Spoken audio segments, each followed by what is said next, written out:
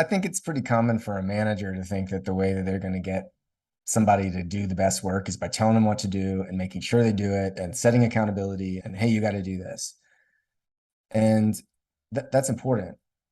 A lot of managers aren't really skilled at setting who's going to do what by when. So you just got to learn some basics, some basic hygienes of do people know what they're supposed to be doing right now? And do they know when they have to get it done? And are they clear about what's theirs to do and what someone else think is to do? So a lot of it is getting to the basics. We call it the foundations of innovative leadership. So there's foundational stuff like how do you set accountability?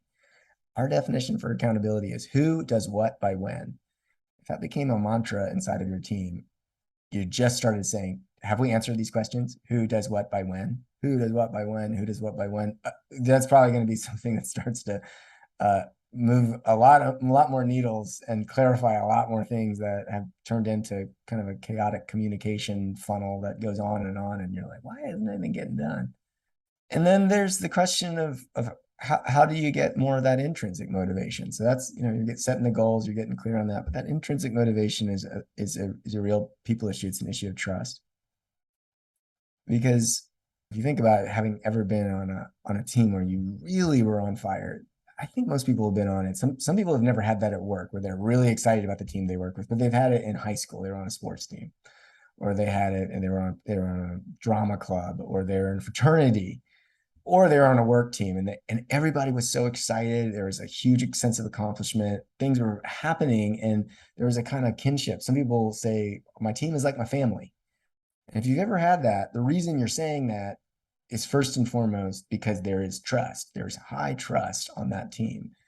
And in our work, we draw from Daniel Coyle's Culture Code, where he was talking with Navy SEALs and he was finding out that what really built trust among the Navy SEALs was that they were vulnerable with each other, that they actually literally trusted each other with their lives. So there was a true vulnerability, and because they were so vulnerable, they had each other's back. And in an environment where he's got your back and not going to throw you under the bus, that creates something. That just creates something. And it doesn't require being a Navy SEAL and having life on the line to build it, but it does require relating to the people that you work with as human beings and not their accountability. And I am amazed by how often we'll come into a company and we'll do an exercise where everyone listens to each other's personal stories, which is a part of how you build trust, just getting to know each other personally, and leave the meeting and say, I worked with John for 3 years and I never thought of him as a person.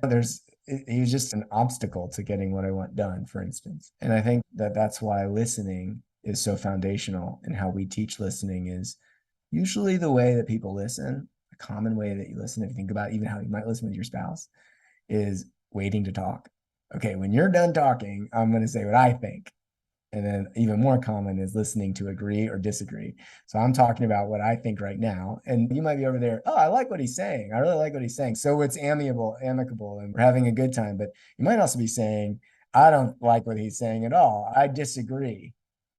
And that's pretty much the way a lot of work goes. I either agree with it or I disagree with it. No, let me tell you why you're wrong. And then meetings devolve and go into the classic place of just talking over each other and people getting louder and some people shutting down and all that stuff.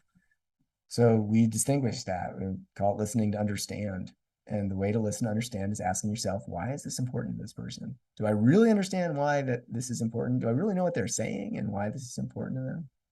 And I think that when you try to get into motivation, as a manager, it's your job to really not just understand why someone's saying something, but why are they passionate? What are they passionate about? And how do I align my work that I'm going to give them with what they're most passionate about? And because I know that's going to lead them to do something more than I could even assign to them.